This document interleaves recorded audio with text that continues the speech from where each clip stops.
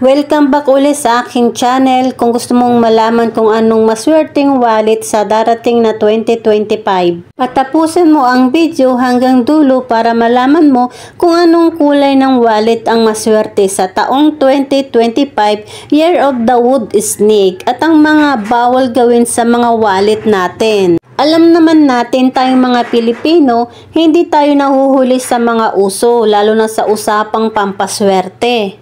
Kaya naman, ibabahagi ko sa inyo ang mga maswerteng wallet na dapat meron ka. Bago ang lahat, kung bago ka sa aking channel, huwag mong kalimutan mag-subscribe. Click mo na rin ang bell button para sa tuwing mag-upload ako ng bagong video, ma-notify ka. Narito ang mga kahulugan ng iba't ibang kulay ng wallet. Wallet number 1, kulay green. Ang kulay green na wallet, kumakatawan ito sa paglago ng isang negosyo. Nakakaakit ito ng maraming salapi para matulungan ka na madagdagan ang positibong daloy ng malakas na enerhiya. Kung isa kang negosyante, mas mainam ang kulay green na wallet ang maganda para sa'yo. Wallet number 2, kulay yellow. Ang kulay yellow na wallet, kung mahilig kang magtipid, ito ang wallet na maganda para sa'yo. Nakakaakit kasi ito ng pagpigil sa paggastos ng pera. Kinokontrol kasi nito ang iyong sarili. Kung ikaw ay gastadora, ito ang wallet na maganda para sa'yo. Wallet number 3, kulay black. Ang kulay itim na wallet, kumakatawan ito sa kayamanan at kaunlaran ng isang tao. Kung naghahanap ka ng pagsulong sa iyong karera o pagtaas ng income, ang itim na wallet ang bagay sa iyo. Kung ikaw ay isang empleyado, madali kang mapromote sa mataas na posisyon sa isang kumpanya. Wallet number 4, kulay brown. Ang kulay brown na wallet, kung may ugali kang palaipon, ang brown wallet ang maganda para sa iyo. Nakakatulong kasi ito sa pagpigil sa iyong sarili, mas mabilis kang makakapag-ipon. Wallet number 5, kulay red. Ang pulang wallet, sumisimbolo ito sa apoy. Hindi ito ipinapayo dahil ang ibig sabihin lang nito, mabilis lumabas ang pera, mabilis bumagsak ang negosyo mo. Kung negosyante ka, kaya huwag kang gagamit ng pulang wallet.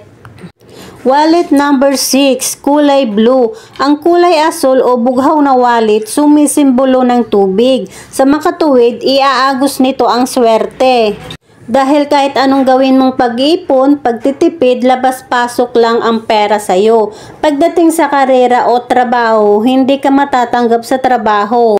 Wallet number 7, kulay pink. Ang kulay pink na wallet, ito ay para sa'yo dahil maganda ito para sa mga taong naghahanap ng pag-ibig o katipan. Ang pink na wallet ang dapat mong gamitin at kung gusto mong swertehin sa buhay pag-ibig.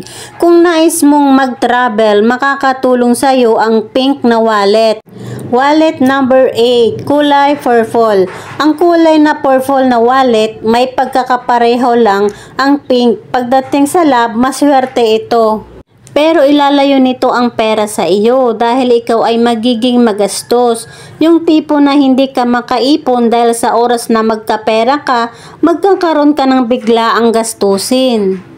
Narito naman ang mga dapat hindi gawin sa wallet mo para hindi tuluyan maubusan ng pera. Huwag kang maglalagay ng resibo sa wallet mo dahil ibig sabihin lang nito nakalaan lang ang iniipon mong pera sa susunod na bayarin. Naghahatak kasi ito ng negatibong enerhiya. Malas ito sa wallet. Huwag kang maglalagay ng mga ATM card, credit card na walang laman. Kung nanghihinayang kang itapon ito, ilagay mo na lang sa ibang wallet. Dahil ang ibig sabihin lang yan, palaging said yung iniipong mong pera. Kung ginagawa mo itong pang-display sa wallet mo, alisin mo na habang maaga pa dahil para kang nag-iipon lang sa wala. Kahit anong ipon mo, wala din mapupuntahan yan. Humahatak lang yan ng negatibong enerhiya. Kung lumang-luma na ang wallet mo o kaya naman sira na ito, huwag mo nang gamitin yan. Palitan mo na lang ng bago.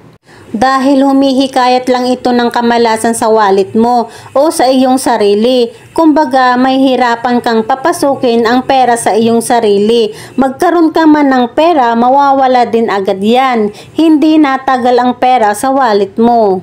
Yan ang mga kahulugan ng iba't ibang kulay ng wallet at ang mga bawal gawin. Disclaimer lamang po, nasa atin pa rin ang ikakaunlad ng ating buhay. Ito'y gabay lamang, nasa atin pa rin kung tayo'y maniniwala. Kung nagustuhan mo ang usapang pampaswerte, huwag mong kalimutan mag-subscribe, like, share. I-comment mo na rin kung anong kulay ng wallet ang maswerte para sa'yo. Maraming salamat. God bless po.